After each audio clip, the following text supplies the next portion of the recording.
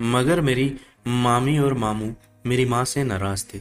यहाँ तक कि मेरे दोनों मामू मेरी माँ पर ही इल्जाम लगा रहे थे कि इसने अपना घर नहीं बसाया। घर वालों का ऐसा रूप भी मेरी माँ को अंदर से तोड़ रहा था, लेकिन वह कर भी क्या सकती थी।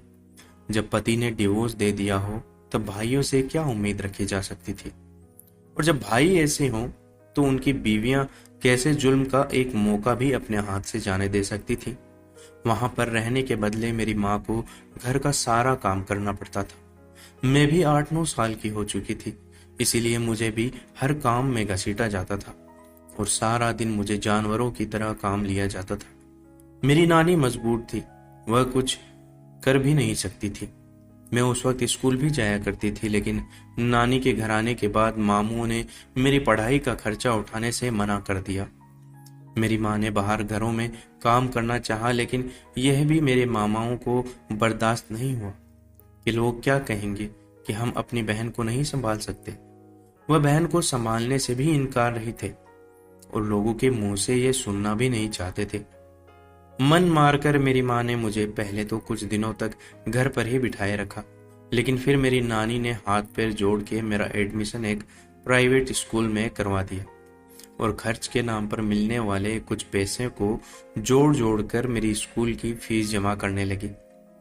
मेरी नानी ने स्कूल में जाकर स्कूल के प्रिंसिपल से बात की कि मुझे यूनिफॉर्म और किताबों के बारे में परेशान न किया जाए। मैं उस वक्त चौथी क्लास में थी और ऐसे ही गिरते पड़ते मुझे 3 साल और बीत गए और मैं 7वीं क्लास में आ गई।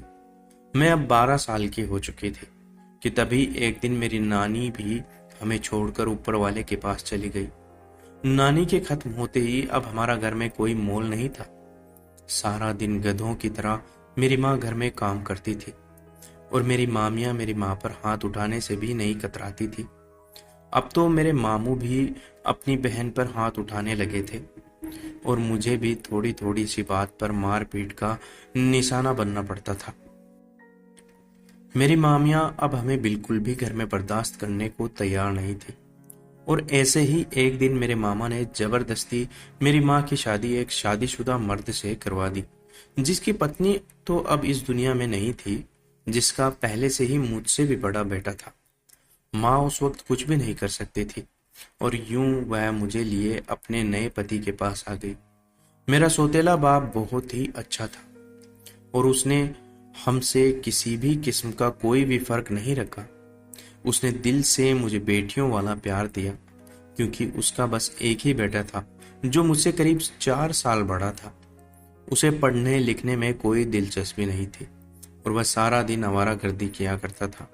मेरे बाप ने मेरा बहुत साथ दिया और मुझे उस प्राइवेट स्कूल से हटाकर एक अच्छी स्कूल में मेरा एडमिशन करवा दिया। मुझे ये देखकर बहुत हैरानी होती थी कि कहाँ मेरा असली बाप तो मेरी कदर ही नहीं करता था और मेरी माँ को भी मारता पीटता रहता था और मेरा सौतेला बाप तो मेरी माँ को रानियों की तरह रखता था और मेरा भी बहुत ख्याल रखता था। इस दुनिया में इंसानों के कितने रंग होते हैं यह मैं धीरे धीरे पहचान रही थी।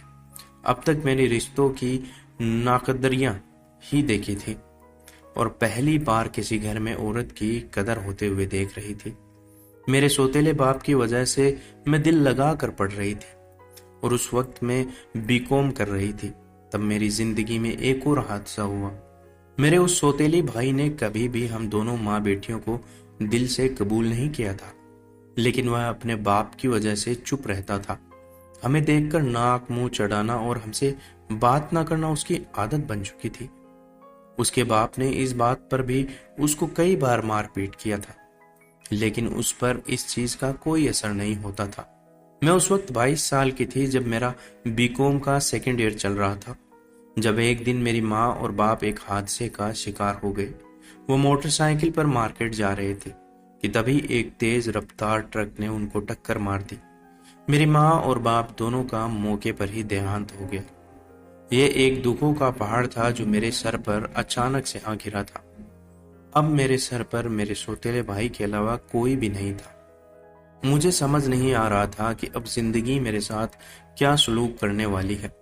बाप की मौत के बाद मेरा बड़ा भाई उस वक्त तकरीबन 26 साल का था। उसने मुझे मारना भी शुरू कर दिया और गालियां भी देने लगा। मैं चुपचाप सब कुछ सहती रही, क्योंकि मेरे पास उसके अलावा कोई और चारा भी नहीं था। वह हम माँ बेटियों को उस हादसे का जिम्मेदार समझता था और मुझे मनहूस कहा करता था। दोस्तों, आपको इस कहानी का सेकंड पार्ट कैसा लगा कमेंट करके जरूर बताइएगा। चैनल पर नए हैं तो चैनल को सब्सक्राइब जरूर कीजिएगा। धन्यवाद।